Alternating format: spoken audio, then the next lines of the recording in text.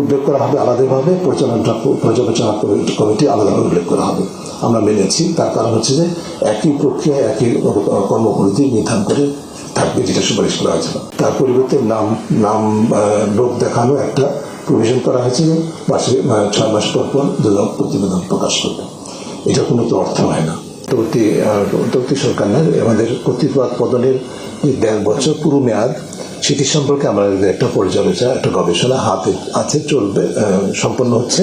খুব শীঘ্রই সেটা নিয়ে আপনাদের সামনে আসবো। আমাদের যে দুদক সংস্কার কমিশনের যে প্রস্তাবনাগুলো ছিল, কোনোটির ক্ষেত্রে তাদের কোনো দ্বিমত ছিল না, প্রতিটি ক্ষেত্রে তাদের ঐক্যমত্য ছিল, কোনো দ্বিমত করতে পারেননি। সেই কারণে দুদকের শীর্ষ কর্তৃপক্ষ বলেছিলেন যে তারা একটু হতাশই হয়েছেন, অর্থাৎ এমনভাবে তাদের প্রতিবন্ধটিকে মেনে নিয়েছেন যে তাদের কোনো দ্বিমত থাকার কথা নাই। অথচ অত্যন্ত কৌশলগত সুপারিশগুলো উদ্দেশ্যমূলকভাবে বাতিল করা হয়েছে, যার মধ্যে অন্যতম আমি যেটা বলতে চাই, রিপিট করবো, সেটা হচ্ছে যে, এবং সেই ক্ষেত্রে এই সুপারিশের ক্ষেত্রে সবগুলো রাজনৈতিক দলের, উইদাউট এনি এক্সেপশন, সবগুলো রাজনৈতিক দলের কোনো প্রকার রিজার্ভেশন ছাড়া ঐকমত্য ছিল।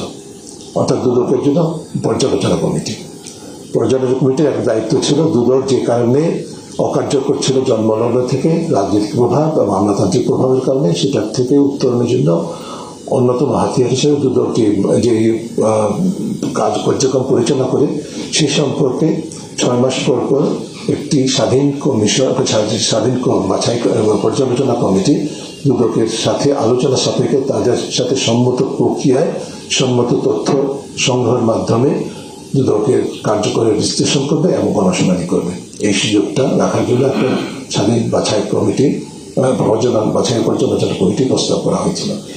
মূল উদ্দেশ্য ছিল দুদকের সর্বোচ্চ স্বাধীনতা আমরা যেরকম চাই, কিন্তু কোনো স্বাধীনতাই যেরকম জবাবদিহীনতার ঊর্ধ্বে নয়, একইভাবে দুদকের সর্বোচ্চ স্বাধীনতার পাশে দুদকের জবাবদিহি নিশ্চিত করার একটা উপায় প্রস্তাবনা করা হয়েছিল। সেই প্রস্তাবনাটি বাতিল করা হয়েছে এবং অত্যন্ত ন্যাক্কারজনক প্রক্রিয়ায়। আমি আপনাদের সামনে বলতে বাধ্য হচ্ছি, একটা পর্যায়ে যখন আমরা জেনেছি যে এটিকে বাদ দেওয়া হচ্ছে।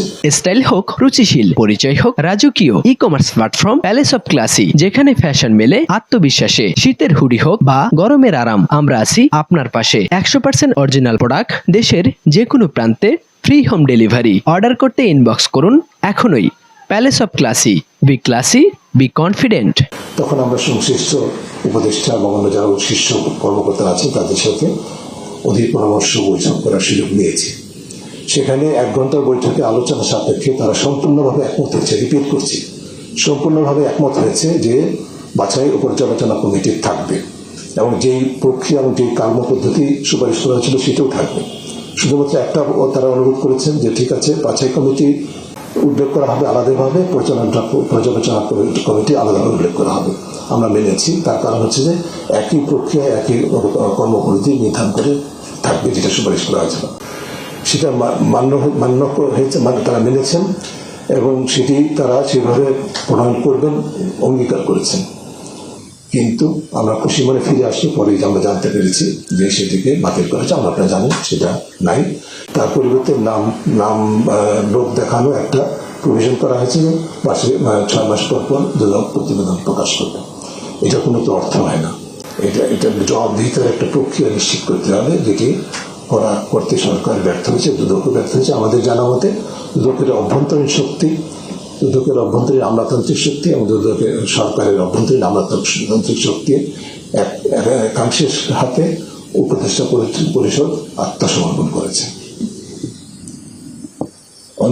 সর্বোপরি অন্তর্বর্তী সরকারের সরকার সংস্কারের নামে যতটুকুই করেছে তার প্রায় সকল ক্ষেত্রেই বাস্তবে অধ্যাদেশগুলো লক্ষ্যভ্রষ্ট হয়েছে। এটা কাটানোর একটা পদক্ষেপ, প্রথম পদক্ষেপ যেটাই সরকার ব্যর্থ হয়েছে, যে আইনটাকে পর্যাপ্তভাবে গণমুখী করতে পারে। অনেক ইতিবাচক জিনিস থাকা সত্ত্বেও এখানে ওই যে নজরদারি ভিত্তিক এবং বিচারিক সুরক্ষার ঊর্ধ্বে সরকার বা সংশ্লিষ্ট প্রতিষ্ঠান কর্তৃক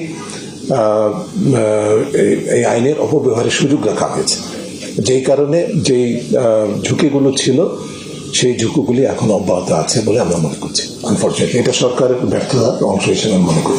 যদি আপত্তিকর কিছু থাকে আপনার বিরুদ্ধে, আমার বিরুদ্ধে বা রাষ্ট্রের বিরুদ্ধে, তাহলে সেটাতে নিয়ন্ত্রণ অবশ্যই করতে হবে। তো নিয়ন্ত্রণটা নজরদারির ভিতরে বিচারিক সুরক্ষার ভিতরে হতে হবে, যথাযথ প্রক্রিয়া হবে। এটা যেন পিক অ্যান্ড চুজ না থাকে, এটা যেন উদ্দেশ্যমূলক ভাবে না হয়, টার্গেটেড না হয়। আপনাকে পছন্দ করি না তাই আপনাকে আমি হিট করব, আরেকজনকে পছন্দ করি তাকে আমি অবাধিত সুযোগ করে দিব, এই সিলেক্টিভলি, হ্যাঁ, উদ্দেশ্যমূলক ভাবে এই ব্যবস্থাটা রাখা হয়েছে এই আইনের মধ্যে, এবং আইনের উপরে ভিত্তি করে যে কর্তৃপক্ষ তৈরি করা হচ্ছে তাকে সেই এখতিয়ারটা দেওয়া আছে। আমি এই প্রশ্নের জবাব আজকে দেব না, ইতিমধ্যে আপনাদের সাথে বিভিন্নভাবে কথা বলেছি এই বিষয়ে, আজকে দিব না, কারণ আজকে আমাদের ফোকাসটা আমাদের এই যে বিষয়গুলো তুলে ধরেছি সেটার উপরে থাকুক, এটা আমি চাই। আপনাকে আশ্বস্ত করতে চাই অতি শীঘ্রই আমাদের এই অন্তর্বর্তী সরকার না, আমাদের কর্তৃপক্ষ পদনের 1.5 বছর পুরো মেয়াদ, সেটি সম্পর্কে আমাদের একটা পর্যালোচনা, একটা গবেষণা হাতে আছে, চলবে, সম্পন্ন হচ্ছে। খুব শীঘ্রই সেটা নিয়ে আপনাদের সামনে আসবো, সেখানে এই বিষয়গুলো সুস্পষ্টভাবে থাকবে। আমার উপস্থাপনাটা আপনি ক্লোজলি দেখবেন যে লঙ্ঘন হয়েছে কিভাবে। যেমন আমি একটা যে দুদক সংস্কার কমিশনের যে বিষয়টি যেটি সনদের অন্তর্ভুক্ত আছে, সেটা তদনুযায়ী কিন্তু দুদক অধ্যাদেশটি প্রণীত হয়নি। পুলিশ কমিশনের জন্য যে স্বাধীন পুলিশ কমিশন করা হয়েছে সম্পূর্ণভাবে জুলাই সনদের পরিপন্থী। এই ধরনের অনেক দৃষ্টান্ত কিন্তু আছে, যেগুলো আমার প্রতিবাদের উপস্থাপনা আছে, একটু কাইন্ডলি দেখবেন দেবেন। ভবিষ্যৎ সম্পর্কে তো বলতে পারবো না, তো অনেকে নাখোশের শিকার হবো, সেটা এমন হয়েছে ইতিমধ্যে, এটুকু বলতে পারি আপনাকে।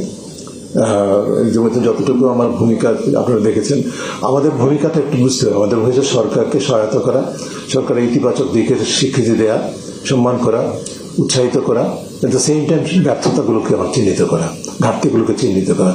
সেখানে কোনো ঘাটতি আমরা করিনি, কোনোদিনই করি না, এখনো করি, আজকেও করছি না, ভবিষ্যতে করবো না। এই কারণে বিরাট ভাজন হওয়াটা টিআইবির কার্যক্রমের বা ব্যক্তিগতভাবে আমার কার্যক্রমের একটা পেশাগত বিড়ম্বনা ছাড়া আমি কিছু দেখি না। এটি আমাদের অব্যাহত থাকবে, এটি আনফর্চুনেটলি এটি বাস্তবতা।